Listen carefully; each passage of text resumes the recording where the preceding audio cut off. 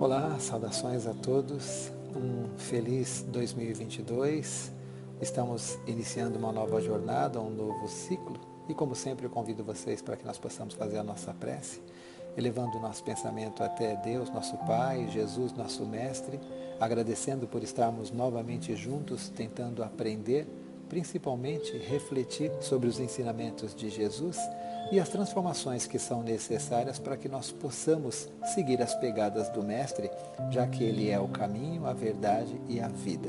Que Ele esteja presente entre nós, assim seja. Muito bem, hoje o tema que nós vamos abordar, para mim é muito interessante, o caminho para a liberdade, educação. Como sempre nós temos que procurar no Google a definição, porque não se usa mais o dicionário. O que é educar?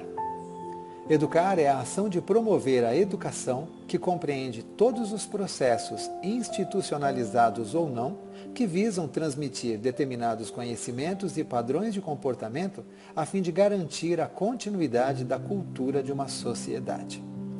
Realmente educar é isso. Educar não é só os bons modos, educar não é somente a vestimenta, educar não é somente as regras de etiqueta. Educar é um conjunto de atividades, de processos em que a própria pessoa, o educando, ele também tem a sua participação. A bagagem, as experiências, os desejos e nós como espíritas não podemos esquecer também todos os conhecimentos e todas as vivências que ele traz do passado e que moldam parte do seu caráter atual. Não por acaso, porque nós sabemos que as coisas não acontecem por acaso, Kardec, que na verdade era o professor Hipólite, ele era da área de educação e teve como mentor Pestalozzi, que era um grande educador da época. Na questão número 685, embora o início dela não pareça muito a ver com o assunto, mas depois a resposta tem tudo a ver. Na questão 685 do Livro dos Espíritos, Kardec questiona: tem o homem o direito de repousar na velhice? Resposta dos Espíritos: sim, que a nada é obrigado, senão de acordo com as suas forças. E aí tem o complemento a 685A. Mas que há de fazer o velho que precisa trabalhar para viver e não pode? O forte deve trabalhar para o fraco. Não tendo este família, a sociedade deve fazer as vezes desta. É a lei da caridade. Não basta se diga ao homem que lhe corre o dever de trabalhar. É preciso que aquele que tem de prover a sua existência por meio do trabalho encontre em que se ocupar e que nem sempre acontece. Quando se generaliza, a suspensão do trabalho assume proporções de um flagelo, qual a miséria. A ciência econômica procura remédio para isso no equilíbrio entre a produção e o consumo. Mas esse equilíbrio, dado seja possível estabelecer-se, sofrerá sempre intermitências, durante as quais não deixa o trabalhador de ter que viver. Há um elemento que se não costuma fazer pesar na balança e sem o qual a ciência econômica não passa de simples teoria. Esse elemento é a educação. Não a educação intelectual, mas a educação moral. Não nos referimos, porém, à educação moral pelos livros, e sim à que consiste na arte de formar os caracteres, o que é a que incute hábitos, porquanto a educação é o conjunto dos hábitos adquiridos. Considerando-se a aluvião de indivíduos que todos os dias são lançados na torrente da população, sem princípios, sem freio e entregues a seus próprios instintos, serão de espantar as consequências desastrosas que daí decorrem. Quando essa arte for conhecida, compreendida e praticada, o homem terá no mundo hábitos de ordem e de previdência para consigo mesmo e para com os seus, de respeito a tudo o que é respeitável. Hábitos que lhe permitirão atravessar menos penosamente os maus dias inevitáveis. A desordem e a imprevidência são duas chagas que só uma educação bem entendida pode curar. Esse, o ponto de partida, o elemento real do bem-estar, o penhor da segurança de todos. 1860 e uns quebradinho, muito antes até de todas as tecnologias que nós temos agora, e Kardec, através da espiritualidade, através da intuição e através de tudo aquilo que ele já trazia de bagagem espiritual, nos traz esse conceito, essa ideia que com certeza passou despercebida, mas o futuro vai mostrar, quando se investigarem mais as obras espíritas, o quanto que a sociedade poderia e poderá avançar seguindo os princípios espíritas. Então, Kardec já deixa muito claro que se você não transformar as ideias, os conceitos, se você não transformar a pessoa, não há como você obter, por mais que você perceba, por mais que os eruditos, que os sábios, que os missionários reencarnem com grandes ideias, mas seria a mesma coisa que jogar a semente em terreno árido ou a semente sobre a pedra. Ela não vai conseguir gerar os frutos, não vai conseguir produzir aquilo que é necessário. E isso já era percebido naquela época. Se analisarmos o que Jesus fez, foi exatamente um processo educativo, uma mudança nos hábitos e nos valores das pessoas. Tanto que ele não se preocupou com nada da parte escrita, ele se preocupou principalmente com as atitudes, o fazer, com o verbo, a ação. Em seguida, na questão 917, Kardec toca num ponto também que inicialmente dá a impressão que não tem a ver com o assunto, mas que a gente vai perceber que também tem. Então, a pergunta 917 é: qual o meio de destruir-se o egoísmo? Louváveis esforços indubitavelmente se empregam para fazer que a humanidade progrida. Os bons sentimentos são animados, estimulados e honrados mais do que em qualquer outra época. Entretanto, o egoísmo, verme roedor, continua a ser a chaga social. É um mal real que se alastra por todo o mundo e do qual cada homem é mais ou menos vítima. Cumpre, pois, combatê-lo, como se combate uma enfermidade epidêmica. Para isso, deve-se proceder como procedem os médicos, ir à origem do mal. Procurem-se em todas as partes do organismo social, da família aos povos, da choupana ao palácio, todas as causas, todas as influências que, ostensivamente ou ocultamente, excitam, alimentam e desenvolvem o sentimento do egoísmo. Conhecidas as causas, o remédio se apresentará por si mesmo. Só restará então destruí-las, se não totalmente, de uma só vez, ao menos parcialmente, e o veneno, pouco a pouco, será eliminado. Poderá ser longa a cura, porque numerosas são as causas, mas não é impossível. Contudo, ela só se obterá se o mal for atacado em sua raiz, isto é, pela educação. Não por essa educação que tende a fazer homens instruídos, mas pela que tende a fazer homens de bem. A educação, convenientemente entendida, constitui a chave do progresso moral.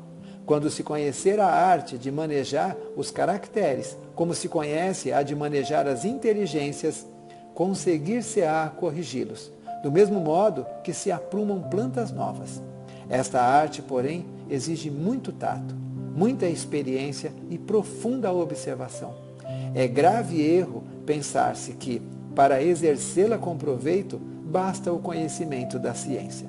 Quem acompanhar, assim, o filho do rico como o do pobre, desde o instante do nascimento, o observar todas as influências perniciosas que sobre eles atuam, em consequência da fraqueza, da incúria e da ignorância dos que os dirigem, observando igualmente com quanta frequência falham os meios empregados para moralizá-los, não poderá espantar-se de encontrar pelo mundo tantas esquisitices.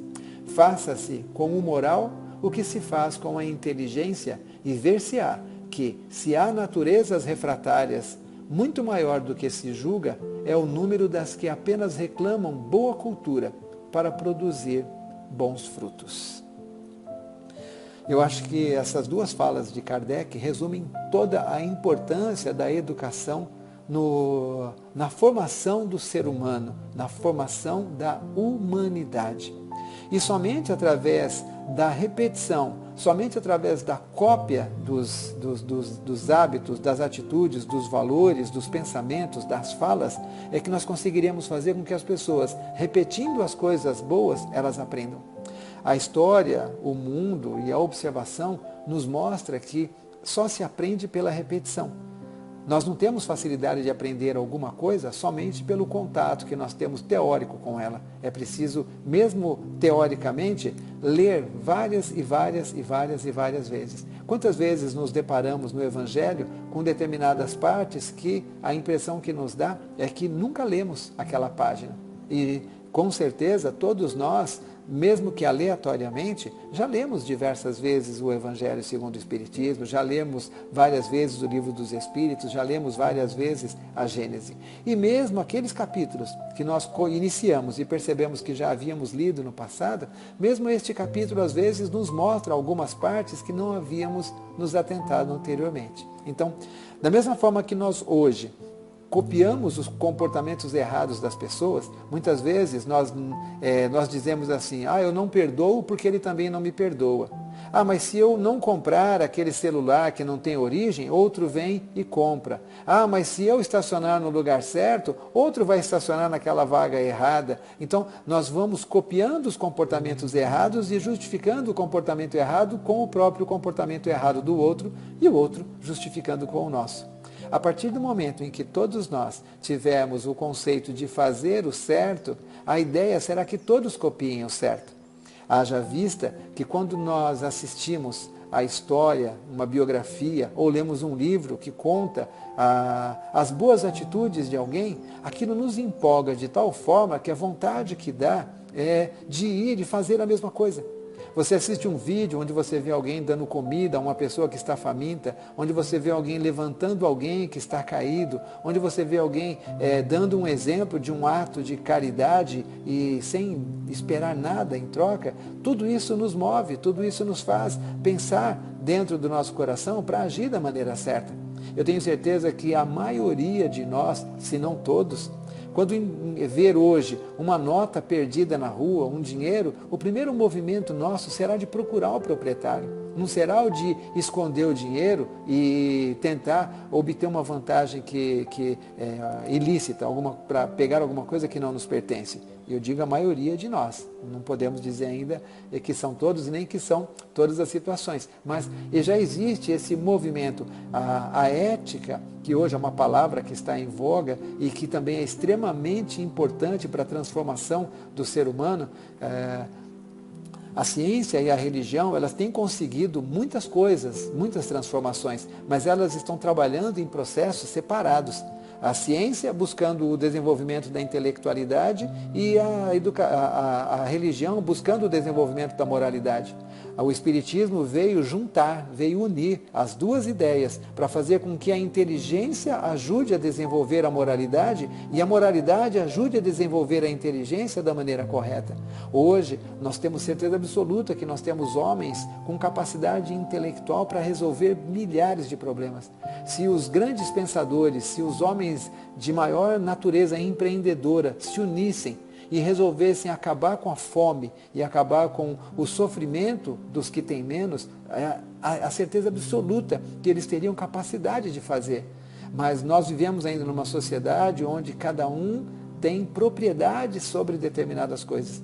Ele não tem o pensamento altruísta, o pensamento comunitário, mas o pensamento de propriedade. Kardec, então, escreveu sobre a educação, todo esse processo, em 1860 e uns quebradinhos, não vem ao caso a data. Mas todos nós conhecemos um órgão chamado Unesco. E a Unesco, que é a Organização das Nações Unidas para a Educação, Ciência e Cultura, é lógico que a sigla é em inglês, então não vai bater as letras, né? Em 1999, eles criaram os 4 pilares da educação. E eles são, primeiro, aprender a conhecer.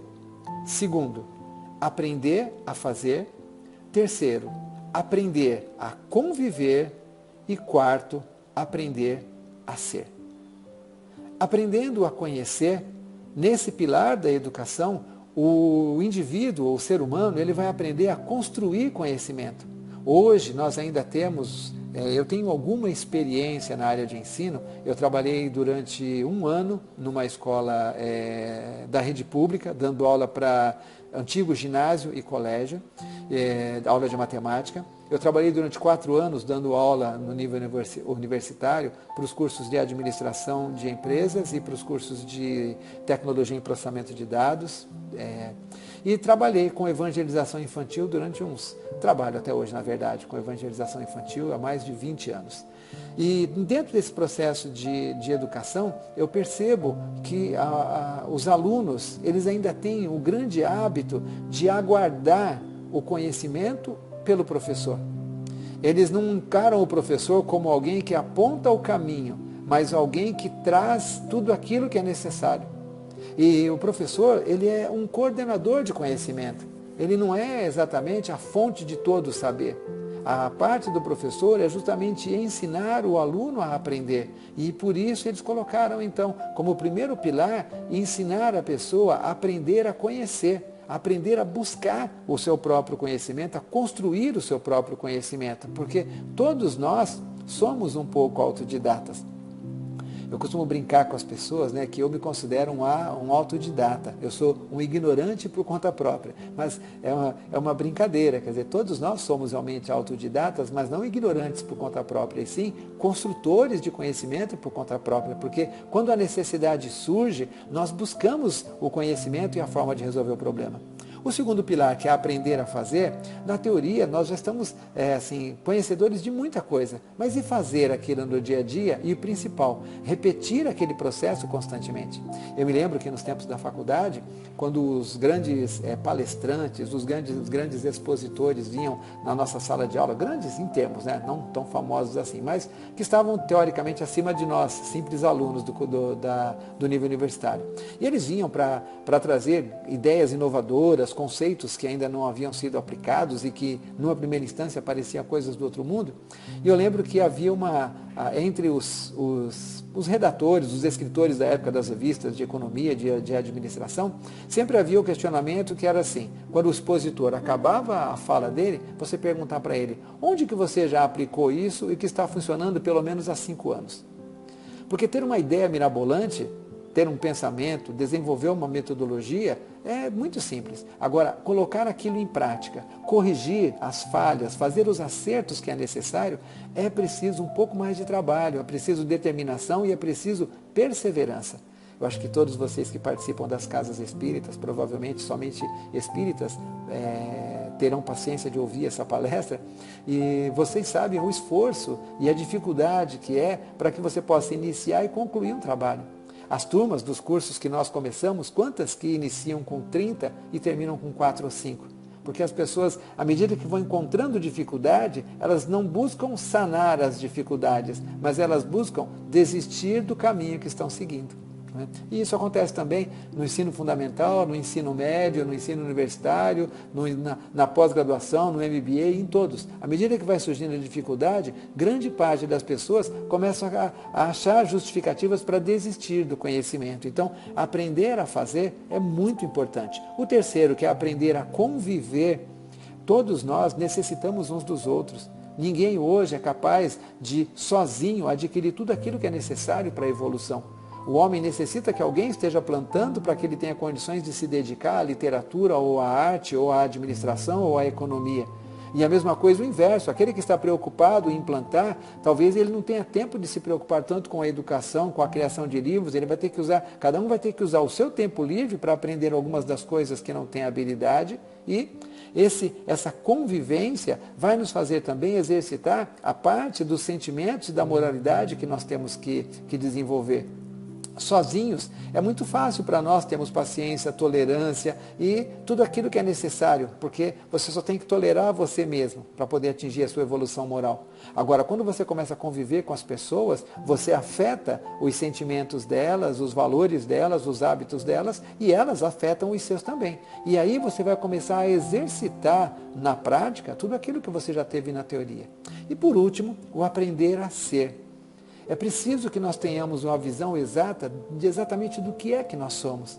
Nós muitas vezes definimos a nossa personalidade pelas nossas ações. mas as nossas ações, elas não são o que nós somos de verdade. O bandido que rouba e que mata, aquela não é a essência verdadeira dele. O traficante, aquela não é a essência verdadeira dele. O corrupto, o ignorante, o selvagem, aquela não é a natureza verdadeira dele. O conjunto de situações que ele passou, todas as vidas precedentes que ele teve, fizeram com que ele tivesse uma determinada atitude, um determinado comportamento, mas aquilo não é a essência dele, o que ele é de verdade, aquilo que Deus criou, porque Deus cria as coisas e todas as coisas que Deus cria, elas são perfeitas. A liberdade que nós temos de escolha e que ela se aprimora quando nós atingimos a idade da razão, essa liberdade vai fazendo com que nós façamos escolhas erradas, mas as escolhas são simplesmente acidentes do trajeto, elas não são a nossa essência. Então nós precisamos entender e nós precisamos lutar para saber o que nós somos e lutar para que nós sejamos aquilo que há de melhor dentro de nós. E nessa busca do que há de melhor e o que é de melhor dentro de nós, nós não podemos nos preocupar com aqueles que estão do lado. Não preocupar no sentido deixa eu dar um exemplo disso. Imaginemos assim, por que o garoto começa a tomar bebida alcoólica? Porque os amigos que estão junto dele bebem a bebida alcoólica e para ele poder se integrar naquele grupo, ele acha que ele também tem que beber a bebida alcoólica. Ou ele tem que usar o celular de uma determinada marca, ou a roupa de uma determinada marca, ou ele tem que ter dinheiro no bolso, ou ele tem que frequentar determinados lugares, ou tem que ter um tipo de carro, ou tem que ter dinheiro e assim por diante. Então, nós sempre estamos buscando nas coisas externas e quando nós buscamos a nossa essência, quando nós vamos aprender a ser exatamente o que nós somos, então nós vamos despertar os verdadeiros valores. E esses valores, é lógico, eles vão coincidir exatamente com aquilo que Jesus sempre tentou nos ensinar. Faça aos outros aquilo que você gostaria que te fizessem. Na questão número 919 do Livro dos Espíritos, Kardec pergunta: qual o meio prático mais eficaz que tem o homem de se melhorar nesta vida e de resistir à atração do mal? Um sábio da antiguidade vô-lo disse: conhece-te a ti mesmo. Aí na pergunta A, no complemento: conhecemos toda a sabedoria desta máxima, porém a dificuldade está precisamente em cada um conhecer-se a si mesmo. Qual o meio de consegui-lo? Resposta: fazei o que eu fazia quando vivi na terra. Ao fim do dia, interrogava a minha consciência, passava a revista ao que fizera e perguntava a mim mesmo se não faltara a algum dever, se ninguém tivera motivo para de mim se queixar. Foi assim que cheguei a me conhecer e a ver o que em mim precisava de reforma. Aquele que, todas as noites, evocasse todas as ações que praticara durante o dia e inquirisse de si mesmo o bem ou o mal que houvera feito, rogando a Deus e ao seu anjo de guarda que o esclarecessem, grande força adquiriria para se aperfeiçoar, porque, crede-me, Deus o assistiria. Dirige, pois, a vós mesmos perguntas, interrogai-vos sobre o que tendes feito e com que objetivo procedestes em tal ou tal circunstância, sobre se fizestes alguma coisa que, feita por outrem, censuraríeis, sobre se obraste alguma ação que não ousaríeis confessar. Perguntai ainda mais: se aprovesse a Deus chamar-me neste momento, teria que temer o olhar de alguém ao entrar de novo no mundo dos espíritos, onde nada pode ser ocultado?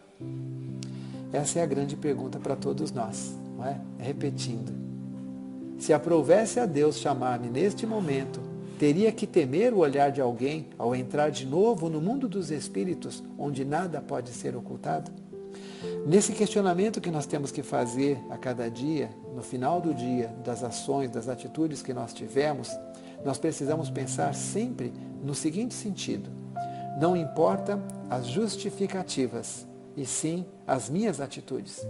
Enquanto nós lembrarmos, eu xinguei porque a pessoa me deu uma fechada, eu briguei porque a pessoa criticou uma coisa que eu fiz e que estava certa, eu me zanguei porque alguém falou uma palavra que eu achei que não deveria ter falado. Então, se nós justificarmos sempre os nossos erros com as atitudes dos outros, nós não vamos poder fazer a nossa transformação e não vamos poder fazer a nossa educação.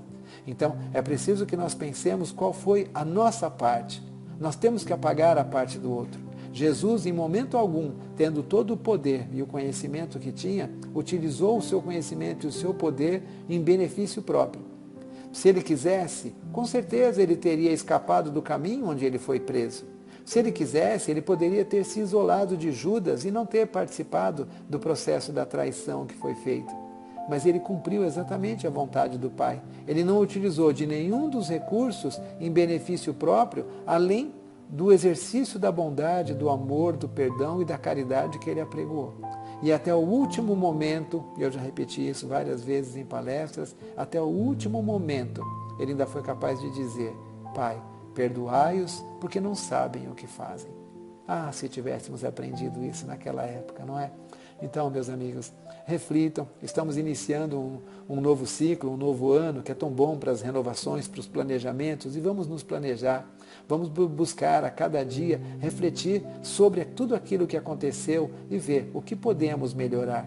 E também o que podemos ser de exemplo, que estejamos atentos aos nossos filhos, que estejamos atentos aos nossos funcionários, aos nossos patrões e a todas as pessoas que nos cercam, e de que maneira, sem a crítica, sem a palavra ferina, que nós podemos auxiliar para que a educação verdadeira, a educação moral, realmente se torne um hábito entre todos nós. Com certeza, as pessoas copiarão as coisas boas que nós fizemos. Que Deus abençoe a todos, que tenham muita paz, que tenham saúde, que tenham prosperidade nesse ano que está se iniciando. E eu convido a todos a fazer um Pai Nosso. Pai nosso que estais nos céus, santificado, Senhor, seja o teu nome. Venha a nós o teu reino e seja feita a tua vontade, assim na terra como em qualquer parte do universo. O pão de cada dia nos dai hoje, Senhor. Perdoa as nossas ofensas e ensina-nos a perdoar aos nossos ofensores. Não nos deixes, Pai, cairmos em tentações, mas livra-nos de todas elas, que a maior delas é andarmos afastados de Ti. Assim seja, Senhor. Paz e luz a todos.